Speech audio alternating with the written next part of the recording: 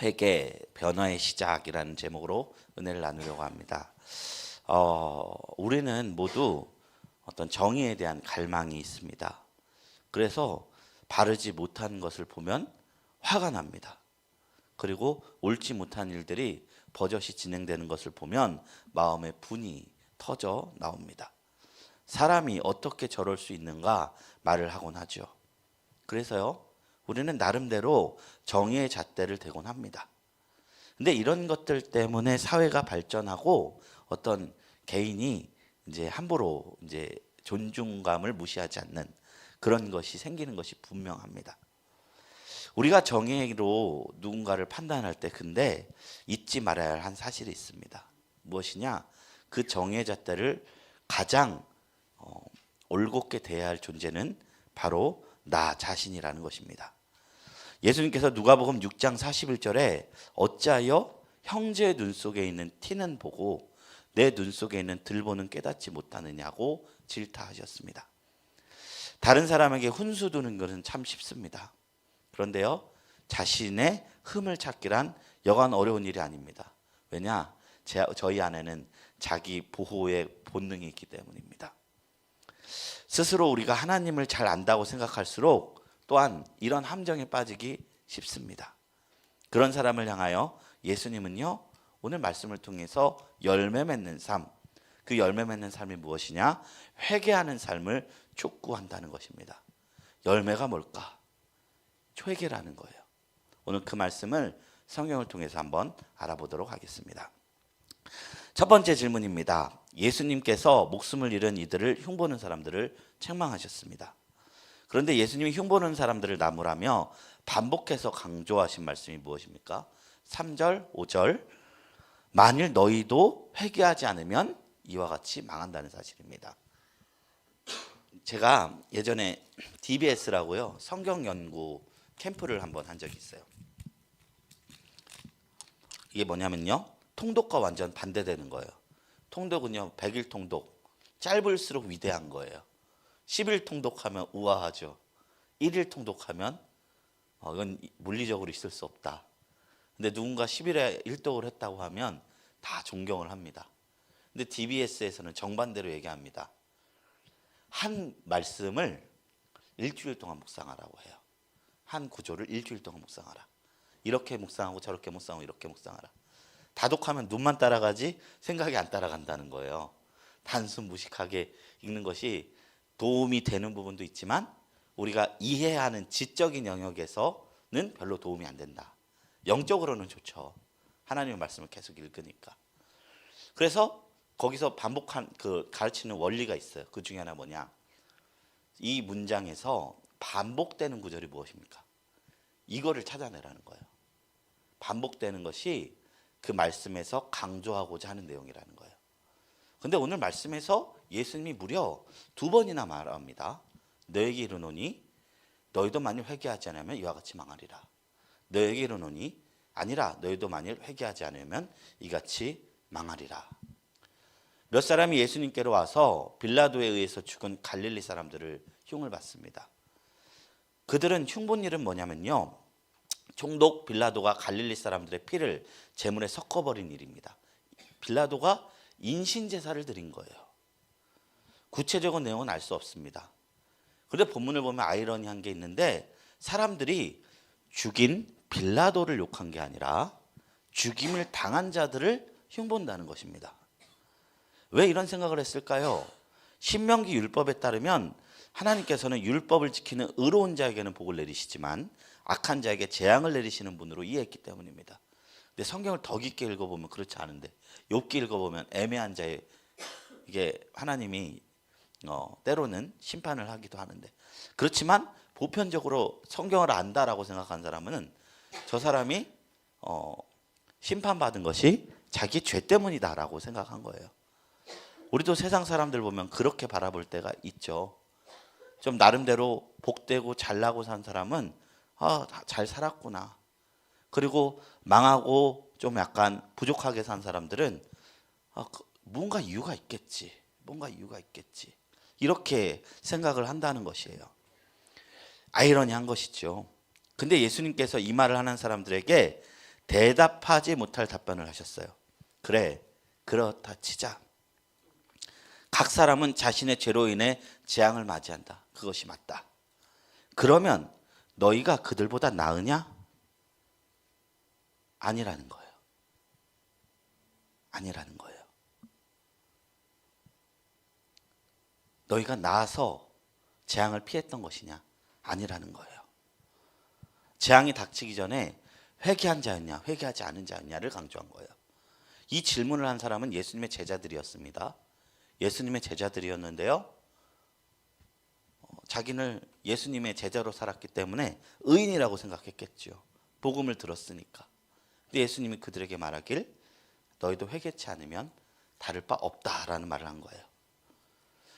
다른 복음서에 보면요, 사람들이 한 여인을 잡아서 예수님 앞으로 끌고 오는 이야기가 나옵니다. 그리고 사람들이 예수님 앞에 이런 질문을 해요. 주여, 이 여인은 남편이 있는데도 간음을 했습니다. 모세의 율법에는 이런 사람을 돌로 치라 돼 있는데 어찌하오리까? 예수님께 함정에 빠뜨린 거예요. 죽이라 했으면 나 예수 말 듣고 죽였다. 죽이지 말라 했으면 하나님의 말씀을 전한다는 선지자가 이럴 수 있냐? 라고 하기 위한 것이었죠. 근데 예수님은 무언가 대답하기 전에 바닥에 손가락으로 무엇인가를 씁니다. 그리고 노론대수하고 그 여인을 끌고 온 사람을 쫙 쳐다본 뒤에 이야기합니다. 너희 중에 죄 없는 자가 돌로 치라. 어떤 내용을 바닥에 썼는지 성경이 이야기하지 않으므로 예수님이 어떤 내용을 썼는지는 잘 모르지만 분명한 것은 예수님이 쓴 글이 그들의 죄를 깨우치는 내용이었을 것입니다. 그들은 자신이 죄인 걸 알았습니다. 그리고 그들이 예수님의 이 질문 앞에 돌로 치지 못한 까닭은 그들 중에 돌로 쳐 맞아야 죽어야 할 죄를 저지르지 않은 자가 아무도 없었던 까닭입니다. 우리가 이런 함정에 빠지기 참 쉽습니다. 죄에 대해 분노한다는 것은요, 하나님 우리에게 선한 양심을 허락하셨기 때문입니다. 그런데요, 그럼 더 나아가서 우리가 생각해야 될 것은요, 이 양심을 통해서 우리가 어디로 나아가야 되느냐? 우리가 복음 앞에, 하나님 앞에 항복해야 된다는 거예요. 양심에 비추어서 내가 죄인이라는 사실을 하나님 앞에서 속일 수 없구나. 오늘 말씀이 우리에게 가장 먼저 이야기하는 것은요, 우리 안에 있는 죄악을 돌아보고 회개하라는 것이 성경이 우리에게 이야기하는 권면이라는 것입니다. 누군가의 죄로 인해서 고통 속에 허덕일 때 그래 다 맞다 쳐도 우리가 그 사람보다 나아서 살아있는 것이 아니다 라고 생각하라는 것이죠. 두 번째 질문으로 넘어가겠습니다. 예수님은 이 이야기를 한 뒤에 한 비유의 말씀을 주셨어요. 무화과 나무 비유에서 주인이 열매 맺지 못하는 나무를 찍어버리려 할 때 포도원지기가 한 말은 무엇입니까? 8절 9절 말씀입니다. 대답하여 이르되 주인이여 금년에도 그대로 두소서. 내가 두릅하고 거름을 줄이니 이후에 만일 열매가 열면 좋거니와 그렇지 않으면 찍어버리소서 하였다 하시니라. 이 말씀에 보면요, 밭과 나무가 달라요. 밭은 무슨 밭이죠? 포도나무 밭이에요. 그런데 거기에 심겨져 있는 건 무화과 나무인 것입니다. 자격 있는 게 심겨졌을까요? 그렇지 않다는 거예요. 포도나무에 무화과가 심겼습니다. 그리고 원래대로라면 이 무화과 나무는 포도밭에 있을 수가 없어요. 포도나무가 있어야죠. 그런데 어떤 이유로인지 모르지만 이 포도나무에 무화과가 심겼습니다. 근데 3년 동안 열매를 맺지 않는 거예요. 그래서 주인이 이걸 파버리라. 열매 맺지 않는 나무는 있을 필요가 없다. 그러니까 포도원지기가 이렇게 말합니다. 주인이여 금년에도 그대로 두소서. 내가 두릅하고 거름을 줄이니 이후에 만일 열매가 열면 좋거니와 그렇지 않으면 찍어버리소서. 포도원 주인은요, 열매 맺지 못하는 나무를 즉시 잘라버리려 합니다. 근데 이게 매정한 게 아닙니다. 왜냐하면 포도나무기 때문입니다. 포도나무 밭이기 때문입니다. 당연한 것입니다. 근데 포도원지기는 그럼에도 불구하고 이 무화과 나무가 열매 맺을 기회 주기를 요청합니다. 이 비유는요 1절에서 5절 내용과 관련해서 생각할 때요 열매 맺지 못하는 나무는 아직 회개하지 않은 이들을 비유하는 것이고요 포도원지기는 예수님을 비유하는 것입니다. 예수님은 사람들에게 기회를 더 주시려 합니다. 왜냐하면 찍혀버릴 재앙이 임하기 전에 회개하기를 원하는 것입니다. 이 비유에서 회개는요 곧 열매 맺는 것과 연결이 된다는 거예요. 그러면 1차적으로 이 열매 맺지 않은 무화과 나무는 무엇을 의미하는 걸까요? 텍스트 자체에서 뽑는다면 유대인을 이야기합니다. 하나님이 아브라함을 부르셨어요. 그리고 무엇을 요구했냐? 너는 열방의 복이 되어라. 열방을 복되게 하여라. 하나님 나라가 어떤 곳인지 열방의 모델이 돼서 하나님 잘 섬기면 어떤 열매를 맺는지 세상에 보여줘라 라고 그 포도원 나무에 그 갈대아 우르 지방에 있는 무화 같은 아브라함을 부르신 거예요. 그런데 이스라엘 백성이 구약 성경에서 쭉 보면은 하나님의 뜻을 거스르는 역사밖에 없다는 거예요. 잎사귀는 무성해 보입니다. 종교적인 것은 활성되어 보입니다. 그런데 실상 가만히 보면 하나님께서 원하시는 열매가 없다는 거예요. 그래서 구약 성경이요. 구약 성경만 따로 떼고 본다면요. 결국 유대인들이 실패한 이야기예요. 실패했는데도 불구하고 하나님이 세우셨고 율법을 주셨음에도 결국 맺은 열매가 마태복음에 뭐죠? 바리새인과 사두개인들이에요. 바리새인과 사두개인들은 종교적으로는 완벽해 보입니다. 근데 결국 잎사귀라는 것이죠. 그들이 지키는 율법, 열매가 아니라는 것이죠. 그래서 세례 요한이 유대에 등장했을 때 사람들에게 회개하라고 말하면서 스스로 아브라함의 자손이라고 여기지 말라. 이미 도끼가 나무 뿌리에 놓여 있으니 회개하지 않는 자는 다 잘릴 것이다 라고 선포한 것입니다. 그러니까 바리새인들이 따지니까 이 독사의 자식들아 이러잖아요. 예수님은 이 이야기를 알고 계신 거예요. 지금 이스라엘 사회가 열매 맺지 못한 무화과 나무 같다는 것을. 그럼에도 불구하고 예수님은 가장 먼저 유대에 복음을 전하기를 원하셨습니다. 그래서 거름을 주고 땅을 파고 물을 주겠다 말씀하신 거예요. 이스라엘에도 복음이 필요합니다. 지금 전쟁 일으키고 평화 깨트리는 국가 중 하나가 이스라엘이 있습니다. 이거 하나님의 뜻이라고 절대 기독교인들은 착각하면 안 됩니다. 왠지 아십니까? 율법에도 그런 말이 나와 있어요. 너는 나그네와 이방인을 대접하라 라고 했어요. 근데 지금 이스라엘 이방인 묵사발 내고 있죠. 자기 땅에 있는 이방인. 하나님의 땅 찾는다고. 여호수아의 마인드로. 정말 이스라엘이 우리가 기도할 형제가 되려면 복음 안에서 하나가 돼야 됩니다. 사도 바울이 로마서 11장에 이스라엘도 복음으로 변화될 것을 선포했어요. 변화되지 않으면 그들은 이미 잘린 나무라고 오히려 슬퍼했어요. 기도할 것 너무 많지만 또 하나의 짐을 지워드린다면 이스라엘이 복음화되기를 위해서 우리도 중보해야 될 줄로 믿습니다. 이 무화과 나무님 열매 맺지 못하고 무화과 나무님만 잔뜩 펴놓은 이스라엘 사회가 정말 예수 그리스도로 말미암은 복음의 열매를 맺을 수 있도록, 회개의 열매를 맺을 수 있도록. 그래서 첫 번째 질문입니다. 예수님은 열매 없는 무화과 나무 같은 우리에게 기회를 더 줘야 한다고 하나님께 호소하시는 중보자, 대언자입니다. 파라클레토스 헬라어로 성령님의 보혜사와 같은 의미입니다.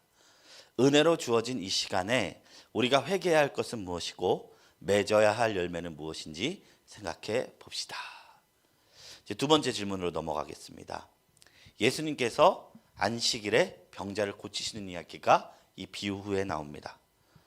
그런데요, 이 회당장이 예수님이 병자를 고치는 것, 이것에 화를 냈어요. 왜냐? 14절에 보면 안식일에 고치지 않고 평일에 고칠 수도 있는데 안식일에 병 고치는 사역을 예수님께서 하셨다는 거예요. 근데 회당장의 입장은 어떤 입장이죠? 말씀으로 예수님을 비판한 것입니다. 마치 마귀가 40일 그 시험 가운데 예수님을 말씀으로 공격했듯이 말씀으로 악한 것을 만들어내는 게 마귀거든요. 그런데 예수님에게 왜 하나님의 법을 지키지 않느냐라고 따지는 겁니다. 유대교의 안식일 전통에 따르면 생명이 위급한 경우에는 생명을 구하라는 일이 허용이 됩니다. 하지만 생명이 위급하지 않은 경우라면 어떤 노동도 하지 말라는 법을 지켜야 합니다. 회당장은 이런 안식일 전통의 기준에 의해서 귀신 들린 여인이 안타깝지만 목숨이 왔다 갔다 하지 않는데 왜 그를 안식일에 고쳤는가 하면서 예수님을 비판하셨습니다. 그런데 예수님이 이런 회당장의 모습에 뭐라고 했느냐? 외식하는 자다. 이게 바로 아까 무화과 나무, 열매 없는 잎사귀만 가득한 성도다 라고 말한 겁니다. 주께서 대답하여 이르시되 외식하는 자들아 너희가 각각 안식일에 자기의 소나 나귀를 외양간에 풀어내어 이끌고 가서 물을 먹이지 아니하느냐. 이 말이 뭐냐면요, 직접 물을 먹이면 이 노동이 되잖아요, 소와 양에게. 그러니까 편법을 쓴 거죠. 안식일 전날 우리를 다 열어놓습니다. 그래서 양이나 염소들이 자연스럽게 물가에서 물을 갈 수 있도록 그렇게 하는 거예요. 일하지 않으면서도 동시에 자신의 재산에 그 물을 먹일 수 있는 방법을 머리를 쓰고 써서 만들어낸 거예요. 그래서 이 유대인들이 이랬다는 거예요. 말씀을 지키는 자세가. 그 안식일의 의미, 사람이 안식일을 위해 있는 것이 아니라 안식일이 사람을 위해 있는 것인데 그 의미를 바라보지 않고 그 율법의 빈자리만 채워가면서 율법을 지키는 것도 아니고 안 지키는 것도 아닌 그런 상황을 만드는 게 자신들이 율법 지키는 방법이었다는 거예요. 제가 이런 예가 쉽게 어떤 게 있을까 생각해 봤어요. 근데 좋은 예가 있더군요. 옛날 미국에서 1920년대 대공황이 오니까 금주법이 선언됐대요. 사람들이 술을 먹는 게 법적으로 금지된 겁니다.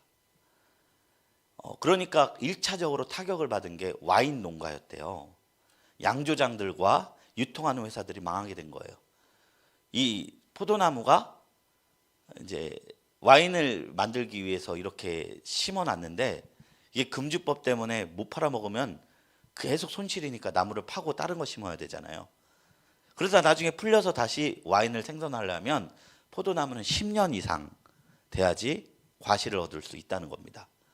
그러니까 이 사람들이 이 금주법을 어기지 않으면서도 포도를 이용할 수 있는 방법이 없을까라고 생각해서 포도벽돌을 만들었대요.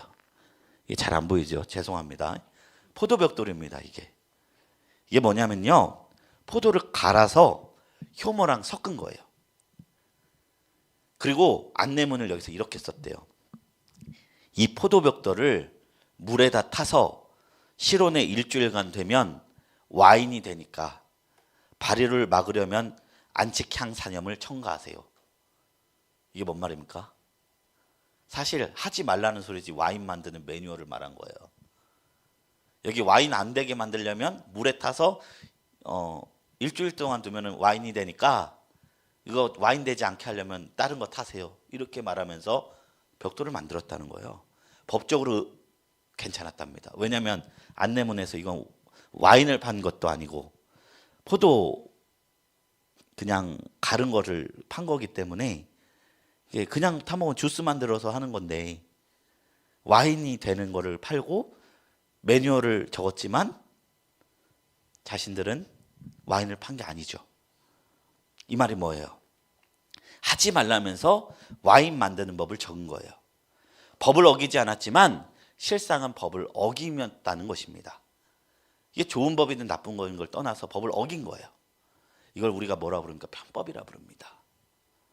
유대인들은요, 율법을 편법으로 요리조리 빠져나갔습니다.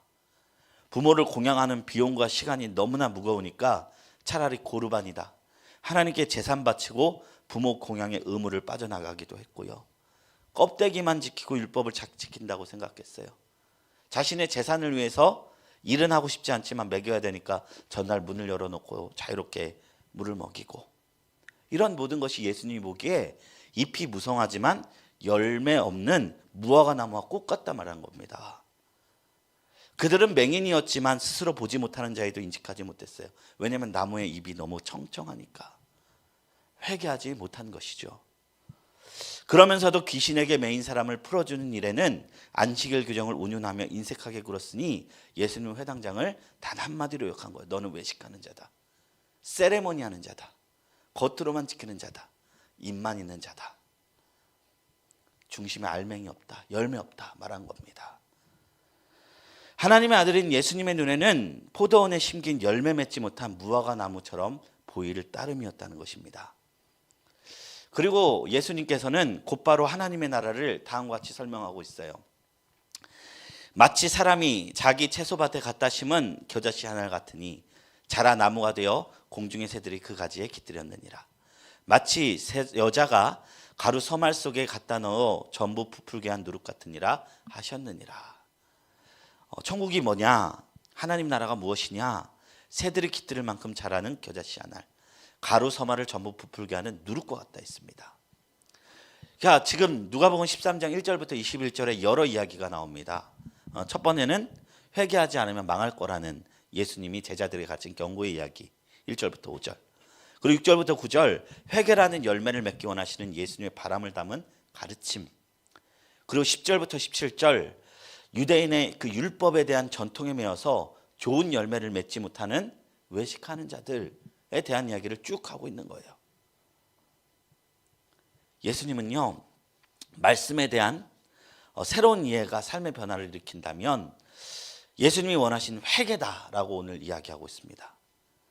예수님께서는 율법이 비워주고 있는 하나님 나라를 비유로 말씀하셨습니다. 예수님은 하나님의 나라는 어떤 것이냐? 가장 작은 겨자씨지만 새들이 머물고 둥지를 틀 수 있는 나무. 그리고 하나님 나라는 다른 누군가를 향해 긍휼과 은혜를 베풀고 그들을 품어가면서 커지는 나라.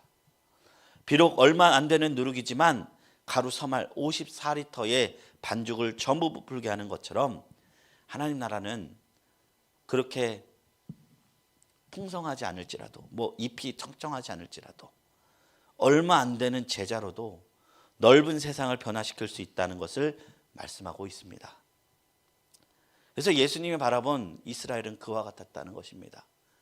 그리고 예수님이 제시하신 하나님의 나라는 주님이 가르치신 말씀 속에 담겨 있다는 것입니다.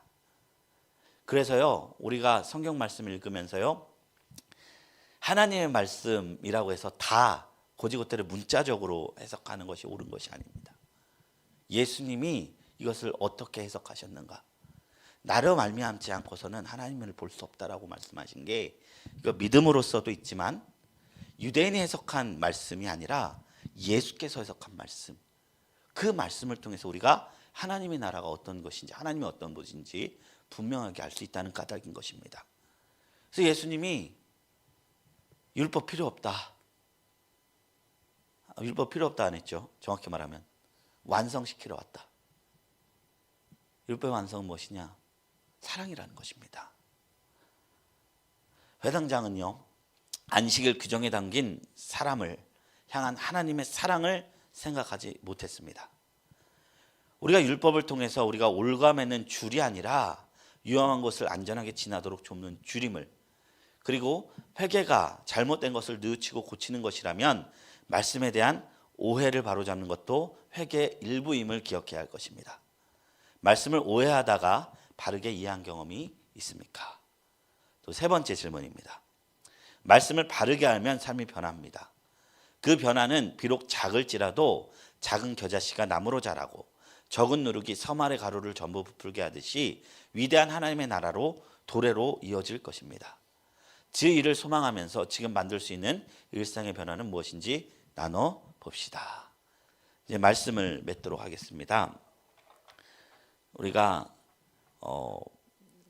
신앙생활 잘하고 있느냐 잘못하고 있느냐 점검할 수 있는 거울이 복음서에 분명하게 나와 있는데, 내가 신앙생활하는 태도와 자세가 바리새인과 같은가, 것을 생각하면 됩니다.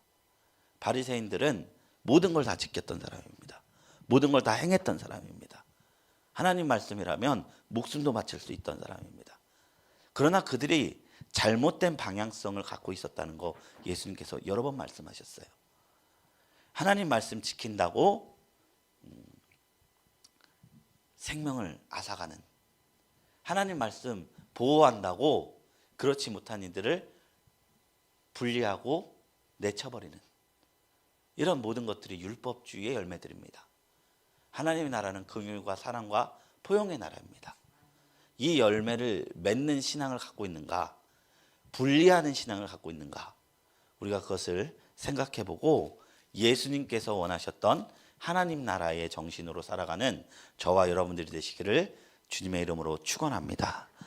우리 시간 말씀을 묵상하면서 기도하겠습니다. 우리가 말씀을 통해서 하나님을 더 정확히 알고 생각과 삶이 변화되기를 원합니다. 하나님의 말씀을 옳게 해석하여 사람을 옥죄기보다는 안식을 주는 공동체가 되게 하여 주시옵소서. 또한 우리 안에 있는 모든 기도 제목들이 있습니다. 그 기도 제목들을 다 하나님 앞에 올려드립니다. 하나님,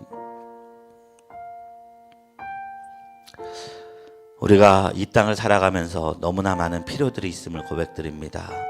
우리가 구하기 전에 먼저 하신다 했사오니 하나님 아버지, 그 모든 문제들을 해결하여 주시고 우리가 그 먼저는 그의 나라와 그의 의가 무엇인지 더욱더 깊게 묵상하는 삶 되게 하여 주시옵소서. 우리 다 같이 우리 모든 기도 제목을 하나님 앞에 올려드리며 주님 앞에 나갑니다. 주여, 삼창하시고 기도하겠습니다. 주여,